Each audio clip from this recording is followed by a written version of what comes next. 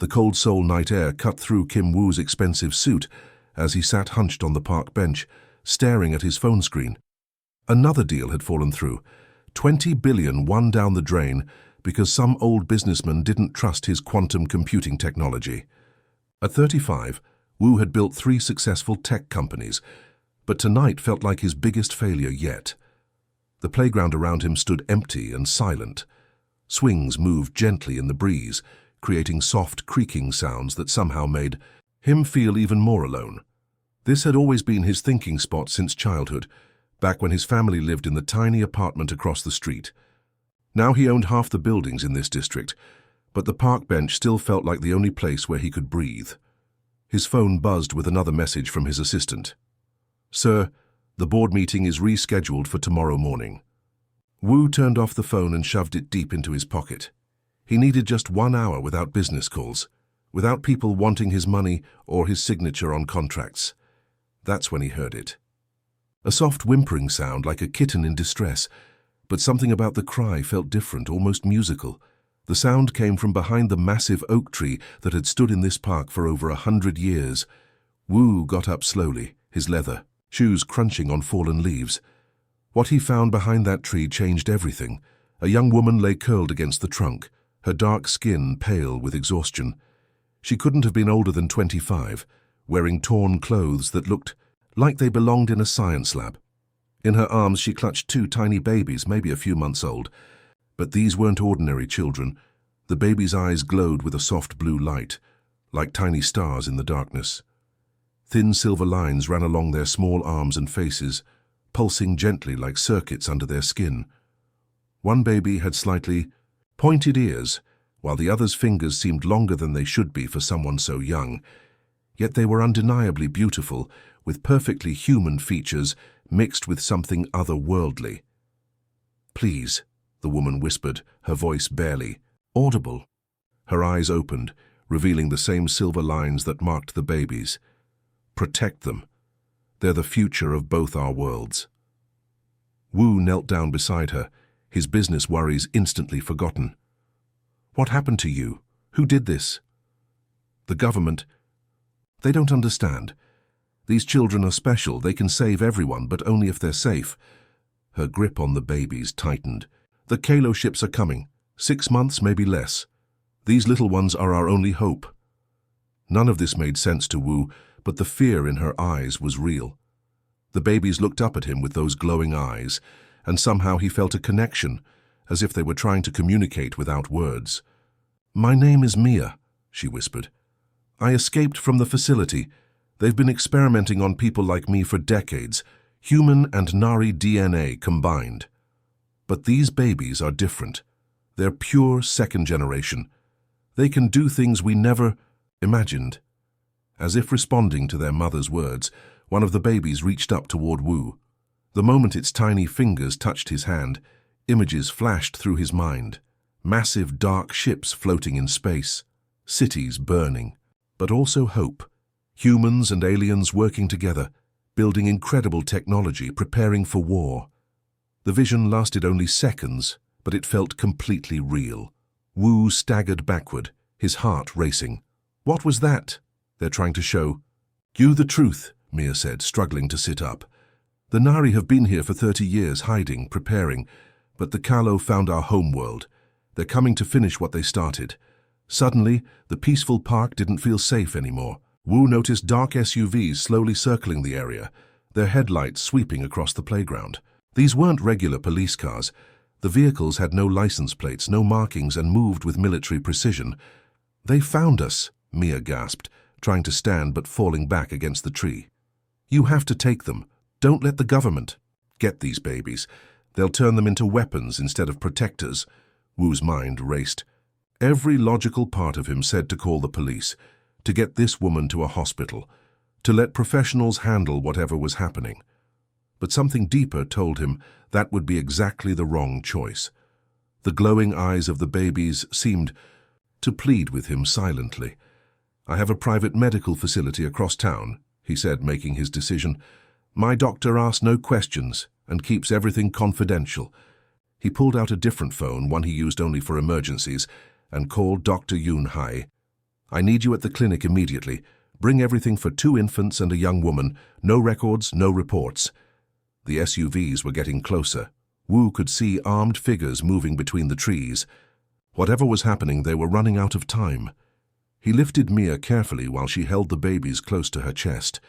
The children's glow seemed to intensify, as if they sensed the approaching danger. One of them made a sound that was definitely not human, a soft chirping noise that somehow conveyed both fear and determination. As they hurried toward his car, Wu realized his quiet life as a tech billionaire was over. He was now part of something much bigger, much more dangerous, and possibly much more important than any business deal he'd ever made. 3 hours later, Mia's eyes fluttered open in the pristine white room of Wu's private medical facility. The babies lay peacefully in specialized cribs nearby, their silver markings glowing softly like nightlights. Dr. Yoon Hai had worked through the night, running tests that defied everything she knew about human biology. The children's DNA is unlike anything in medical literature, Dr. Yoon whispered to Wu outside the room. Their brain activity is off the charts, and their cells regenerate at impossible speeds. Whatever they are, they're not entirely human. Wu entered the room as Mia struggled to sit up. Her wounds had healed remarkably fast, leaving only faint scars where deep cuts had been just hours before. The silver lines on her skin pulsed gently, responding to her emotional state.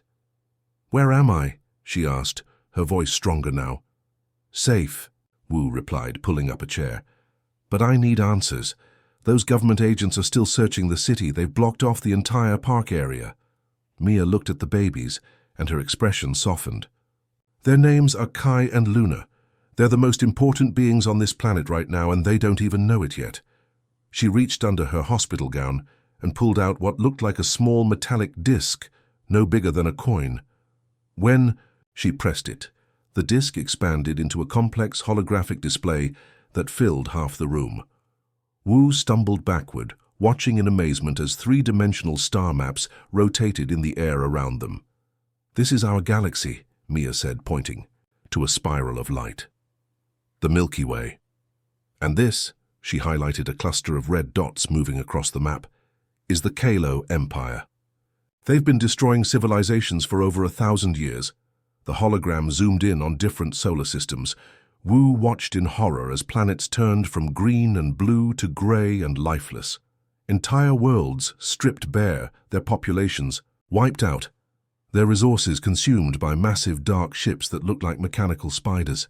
"My mother was human," Mia continued, her voice barely above a whisper. "She was an astronomer working at the Arecibo Observatory in 1994 when the first Nari scout ship arrived. The government covered it up, told the world the radio telescope collapsed due to structural failure. But really it was where first contact happened. The hologram shifted to show a sleek, organic-looking spacecraft landing in a tropical forest. The ship's design was beautiful, with flowing curves that seemed to blend technology with nature. Beings emerged from the craft, tall, graceful creatures with the same silver markings that Mia and the babies possessed. The Nari had been running from the Kalo for decades, Mia explained. Their home world was one of the first to fall. They came to Earth not as invaders, but as refugees. They knew the Kalo would eventually find this planet too. Wu watched as the hologram showed Nari and human scientists working together in underground laboratories. The images were incredible. Hybrid technology that combined human innovation with alien knowledge. Ships that could travel faster than light. Weapons that could defend entire planets, and most importantly, beings who could bridge the gap between 2 completely different species. "For 30 years our 2 races have been preparing," Mia said, "creating technology, training soldiers, building defenses. But the Kalo are too powerful. They've conquered thousands of worlds. Every traditional defense has failed." The hologram zoomed in on Earth, showing hidden bases scattered across the globe. Wu recognized some of the locations, remote areas where strange phenomena had been reported for years. Now he understood why. "The government facility where I was born was one of dozens," Mia continued. "They've been creating hybrids for 3 generations, trying to find the perfect combination of human and Nari abilities. But most of the experiments failed. The children were either too human to access Nari technology, or too alien to understand human emotions. She gestured toward Kai and Luna, who were making soft musical sounds to each other. These two are different. They're second-generation hybrids, born from parents who were already part of both worlds. They can think like humans but interface with Nari technology. They can feel emotions like we do, but also process information at incredible speeds. Wu watched as little Luna reached toward the holographic display. The moment her tiny fingers touched the light, the entire projection responded to her touch. Star maps zoomed and rotated, showing detailed information about ship movements and planetary defenses. She's not even a year old, Wu breathed. Nari children develop much faster than humans, Mia explained. By the time they're physically 5 years old, they'll have the mental capacity of adult geniuses, but they'll still have human hearts, human creativity, human determination. The hologram suddenly flashed red, showing massive Kalo ships advancing toward Earth's solar system. The fleet was enormous, hundreds of spider-like vessels, each one the size of a small moon. They moved with mechanical precision, leaving destroyed planets in their wake. "They're coming," Mia said, her voice filled with fear. "The Kalo detected our preparations. They're accelerating their timeline. We have maybe 6 months before they reach Earth." Wu felt his stomach drop. 6 months to prepare for that? He pointed at the terrifying fleet on the hologram. "The government thinks they can fight them with traditional weapons," Mia replied. "Nuclear missiles, space-based lasers, electromagnetic pulse devices. But the Kalo have defenses against all of that. They've seen it all before." Baby Kai made a chirping sound, and suddenly the hologram showed something different. It was Earth, but surrounded by a shimmering energy field. Human and Nari ships worked together, their combined technology creating a defense unlike anything the Kalo had ever encountered. "This is what these children can do," Mia said, tears forming in her eyes. "They can link human and Nari consciousness, merge our technologies, create something completely new, but only if they're free to develop their abilities naturally." Door burst open as Dr. Yoon rushed in, her face pale with worry. "Wu, we have a problem. Government vehicles are surrounding the building. They're demanding we turn over the woman and children immediately." Through the window, Wu could see black SUVs and military trucks forming a perimeter around his medical facility. Soldiers in full combat gear were taking positions, their weapons trained on every exit. "They found us," Mia gasped, quickly collapsing the holographic device. "They'll take the babies back to the lab, turn them into weapons instead of protectors." Wu's mind raced. His secure facility had multiple emergency exits, but not enough to escape an entire military operation. He looked at the babies, still glowing softly in their cribs, unaware that the fate of 2 entire species might rest in their tiny hands. The revolution had begun, and there was no turning back. Agent Park Jin stepped out of the lead vehicle, his steel-gray uniform crisp, despite the early morning hour. Through the reinforced glass of the medical facility, Wu could see the man's cold eyes scanning every window, every possible escape route. Park had the look of someone who had never failed a mission, and today would not be his first. "Kim Wu," Park's voice boomed through a megaphone. "We know you're harboring stolen government property. Return the subjects immediately, and no charges will be filed against you." Wu felt his blood boil. Subjects? They're calling babies subjects. Mia quickly gathered the infants, wrapping them in special blankets that seemed to dim their glowing markings. "Park Jin is the head of the Hybrid Control Division. He's been hunting families like mine for years. He thinks we're weapons to be controlled, not people to be protected." Dr. Yoon burst into the room with a tablet in her hands. "Wu, I've been monitoring government communications. They have teams positioned at every major airport, train station and highway checkpoint in the country. They're not planning to negotiate." Through the window, Wu watched soldiers setting up strange devices that looked like satellite dishes mixed with laser cannons. The equipment hummed with an otherworldly energy that made his teeth ache. "Those are Nari tracking systems," Mia explained, fear creeping into her voice. "The government reverse-engineered them from captured technology. They can detect hybrid DNA from over a mile away." Little Kai suddenly made a sharp chirping sound, and every electronic device in the room flickered. "The medical monitors, Doctor." "Yoon's tablet. Even Wu's watch began displaying streams of data that looked like alien code mixed with binary numbers. "He's trying to communicate," Mia whispered in amazement. "Kai, show us what you see." The baby's eyes glowed brighter, and suddenly the room's main computer screen came alive. Security camera feeds from across the city appeared, showing government teams moving through Seoul like a coordinated army. But mixed in with the human soldiers were figures in dark armor that definitely weren't human. "Kalo Advanced Scouts," Mia gasped. "They're already here, working with the government. Park doesn't realize he's being used." Wu's phone buzzed with an encrypted message from his assistant, Lee Na. "Boss, I've activated Protocol 7. Safe houses in Tokyo, Singapore, and Dubai are ready. Private jets fueled and waiting. Protocol 7 was something Wu had developed years ago for corporate emergencies, never imagining he'd need it to escape his own government.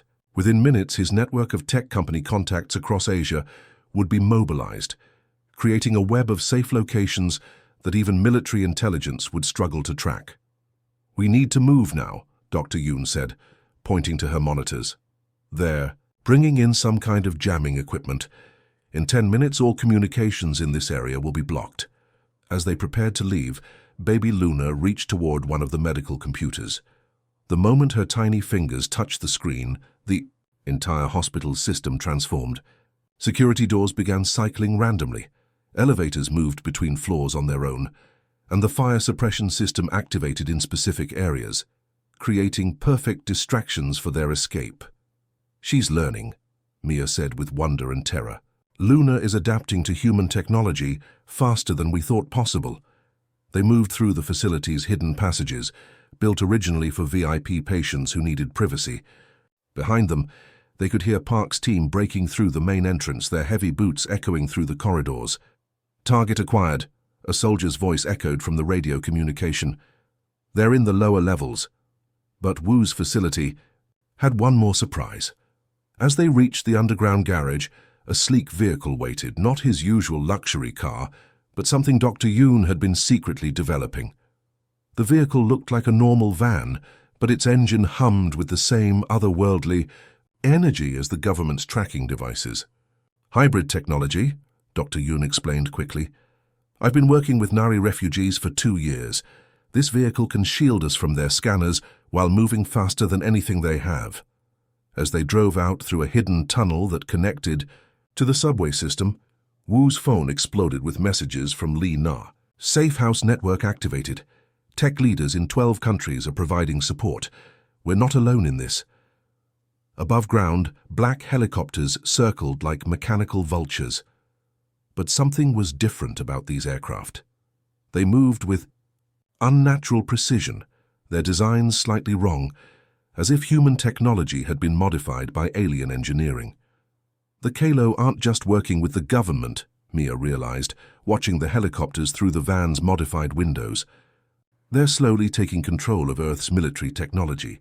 Kai and Luna sat in their specialized car seats, their eyes glowing as they interfaced with the van's systems. On the vehicle's screens, they could see real-time updates from Wu's global network. Safe houses activating, private jets launching, and tech leaders around the world receiving encrypted packages containing evidence of the alien threat. "Your babies are remarkable," Dr. Yoon said, watching the children work. "They're coordinating a global resistance network, and they're not even walking yet." The van's communication system crackled to life with voices from around the world. Tech, entrepreneurs in Silicon Valley, researchers in Germany, business leaders in Japan, all confirming they'd received Wu's emergency protocols and were ready to help. "This is bigger than we thought," Wu realized. "There are others like you, aren't there? Other hybrid families?" Mia nodded. "Dozens of them scattered across every continent. We've been preparing for this day our whole lives. The government thought they could control us by keeping us separated. They never realized we'd find each other." As they drove through Seoul's underground tunnels, heading toward the private airfield where Lee Na had a jet waiting, the radio picked up Park Jin's frustrated communications. "All units, targets have escaped primary location. Expand search to include all private. Aircraft facilities. Contact our Kalo advisors for advanced tracking assistance." Wu's blood ran cold. The fact that a government agent was casually mentioning Kalo advisors meant the invasion had already begun, just not in the way anyone expected. Instead of massive ships attacking from space, the enemy was infiltrating from within, using Earth's own military against its people. "We're not just running from the government," Wu said grimly. "We're already fighting the first battle of an interplanetary war." Above them, the helicopters spread out across the city, their alien-modified sensors sweeping for any trace of hybrid energy. But in the tunnels below, two babies who represented the future of two species were learning to use their incredible abilities, preparing for a conflict that would determine the fate of every living being on Earth. The chase was just beginning, but humanity finally had champions who could fight back. The private jet soared 30,000 feet above the Pacific Ocean, its modified engines humming with hybrid technology that made it invisible to conventional radar. Inside the luxurious cabin, Wu sat surrounded by holographic displays showing video calls from the most powerful people on Earth.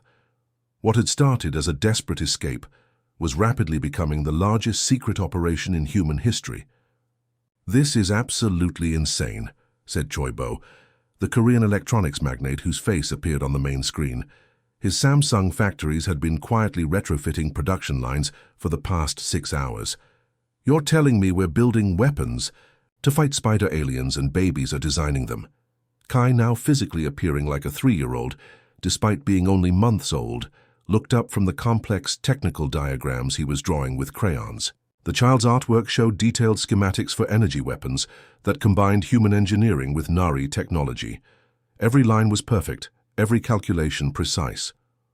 "The children's aging has accelerated since we left Seoul," Dr. Yoon explained via video link from her secret laboratory in Tokyo. "Their brains are developing at an incredible rate. Luna figured out quantum computing yesterday, and Kai just solved problems that have stumped our best scientists for decades." On another screen, billionaire Tanaka Hiroshi spoke from his automotive factory in Osaka.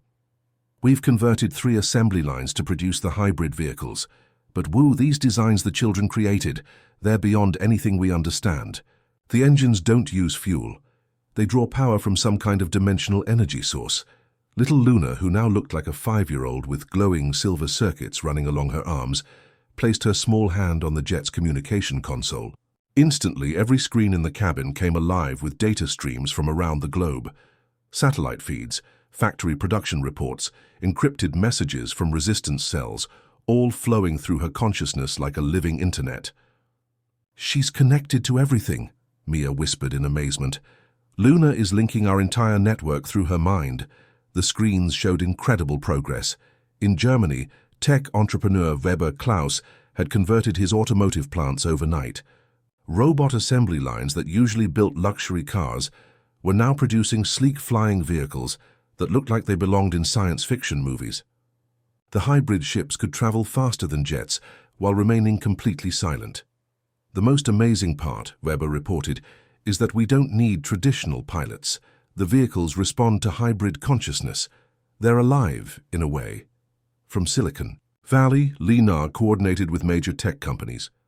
Apple, Google, and Microsoft had secretly joined the resistance, using their global networks to hide communications and resources. Social media companies were quietly identifying and connecting hybrid families worldwide, creating a shadow network that governments couldn't detect.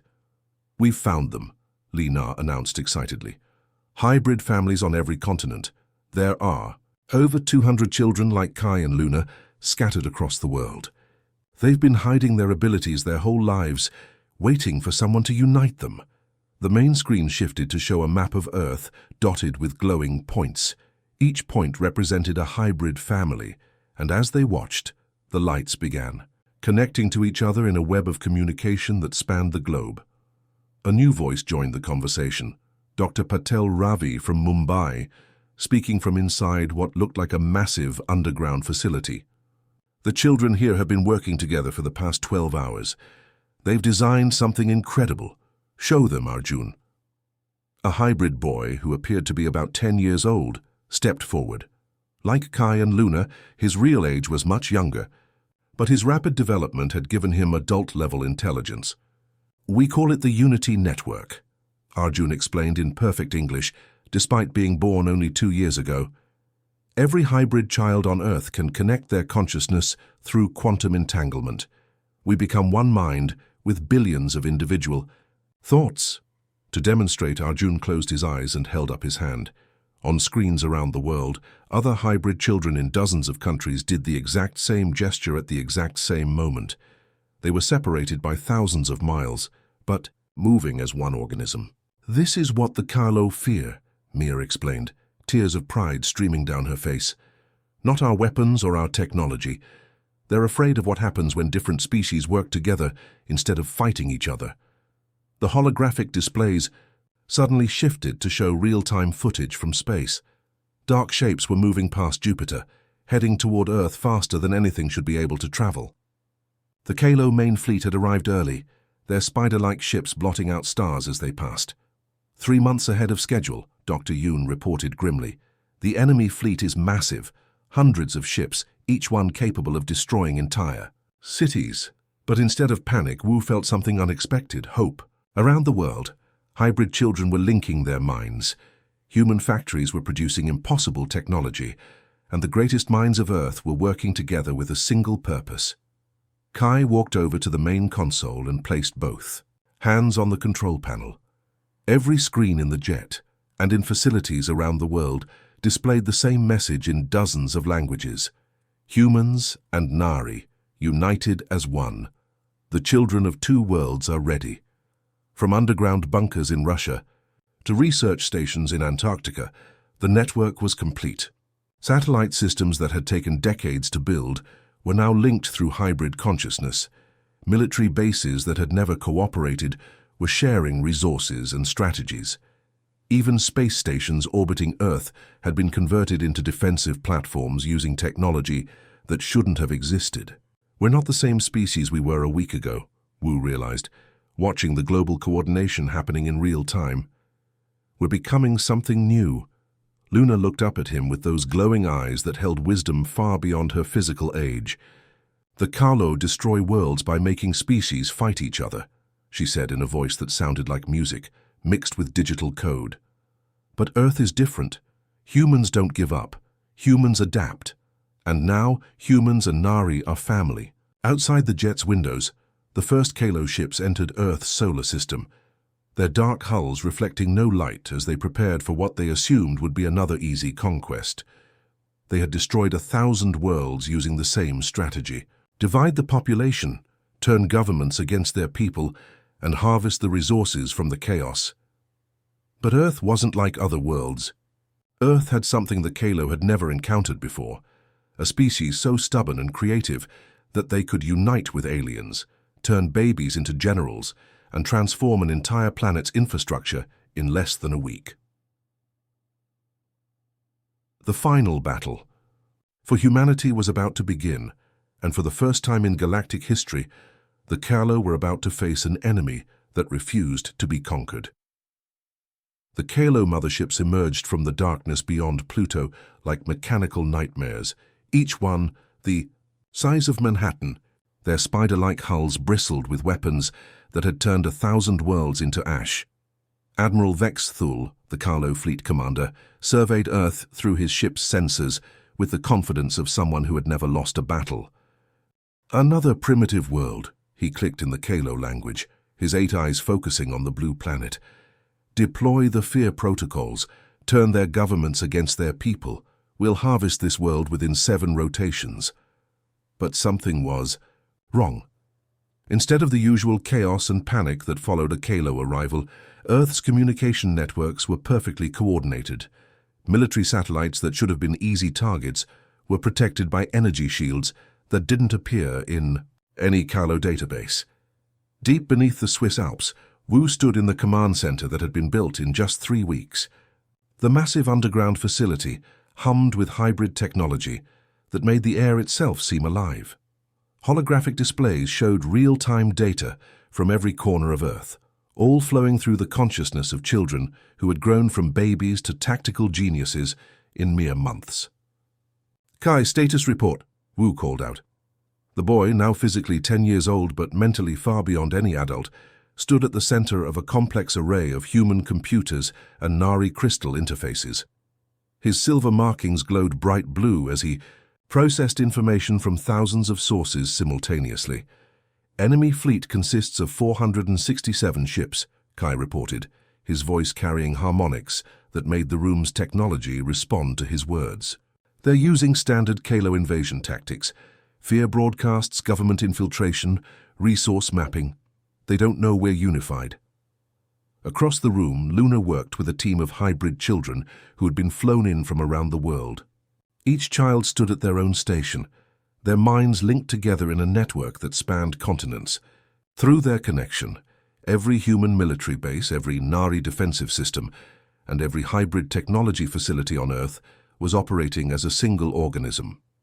Mia, how's the psychic link holding up? Wu asked. Mia stood at the heart of the command center, her arms spread wide as she channeled the combined consciousness of every hybrid family on Earth. Her silver markings pulsed with energy that made the air shimmer around her. We're connected across 6 continents, 237 families, over 400 children, all thinking as one mind. The first Kalo attack came without warning. Massive energy beams shot down from the motherships, targeting major cities with enough power to vaporize entire mountain ranges. But instead of finding defenseless targets, the beams struck shimmering barriers that absorbed the energy and redirected it harmlessly into space. Shield generators online, reported Dr. Yoon from Tokyo. The children's designs are working perfectly. We're not just defending, we're learning from every attack. Admiral Vexthul watched his sensors in confusion as his most powerful weapons failed to penetrate Earth's defenses. Impossible. These primitives shouldn't have energy shield technology. Sir, his tactical officer clicked nervously, we're detecting massive power signatures from the planet's surface. They're not using standard defensive systems. This is something new. The second wave of Kalo ships descended into Earth's atmosphere, their weapons charging for close-range attacks. That's when humanity revealed its true strength. From hidden facilities around the globe, sleek hybrid fighters launched into the sky. The ships moved like living things, piloted not by individual humans, but by the collective consciousness of the hybrid network. Launch sequence initiated, Luna announced, her young voice carrying across the command center. Global defense grid is now active. Wu watched in amazement as the battle unfolded on dozens of screens. The hybrid fighters didn't just attack, they danced through the sky, their movements coordinated with impossible precision. Every ship knew exactly where every other ship would be, creating attack patterns that were more like art than warfare. The Kalo have never seen anything like this, Mia gasped, her connection to the network showing her the battle through hundreds of different perspectives. They're used to fighting divided species. They don't know how to fight a unified consciousness. The real surprise came when the hybrid fighters began to change. As they fought, they adapted, their Nari technology learning from each enemy attack and instantly sharing that knowledge with every other ship in the fleet. What started as a defensive battle quickly became a rout. Impossible. Admiral Vexthul screamed as his ships began falling from the sky. They're adapting faster than our weapons can fire, but the children weren't finished. Kai stepped forward, his eyes glowing brighter than ever before. Phase 2 begins now. Around the world, space elevators that had been built in secret began to rise from the Earth's surface. These weren't just defensive platforms, they were launching systems for humanity's first true spaceships. The vessels that emerged from Earth's atmosphere were beautiful and terrible, combining human engineering with Nari elegance and hybrid consciousness. We're not just defending Earth, Luna explained, her voice now carrying the harmonics of every hybrid child on the planet. We're taking the fight to them. The battle that followed was unlike anything in galactic history. Earth's hybrid fleet moved through space like a school of fish, every ship connected to every other ship through quantum entanglement. The Kalo, despite their superior numbers and firepower, found themselves outmaneuvered at every turn. They're not fighting like individuals, Vexthul realized with growing horror. They're fighting like a single organism with thousands of bodies. The end came swiftly. As the last Kalo mothership tried to retreat, it found itself surrounded by hybrid vessels that had anticipated its every move. The great spider ship that had destroyed countless worlds was disabled by weapons that shouldn't have existed, then boarded by humans and Nari working together. In the command center, Wu watched as the final enemy ship surrendered. Around him, the hybrid children were growing quiet, their silver markings dimming as the immediate crisis passed. They were still children, despite their incredible abilities, and the strain of coordinating a global defense was finally showing. "We did it," Mia whispered, tears streaming down her face. "We actually did it." Kai walked over to Wu, looking up at the man who had saved him from a park bench that seemed like a lifetime ago. "Mr. Wu, the Kalo databases show locations of 17 other worlds currently under attack. The network wants to know, should we help them too?" Wu looked around the command center, at the children who had saved humanity, at the technology that had made the impossible possible, at the future that was just beginning. "Yes," he said simply, "we help them all." As the first human-Nari hybrid ships prepared to leave Earth's solar system, carrying hope to distant worlds, Wu realized that the scared businessman sitting on a park bench was gone forever.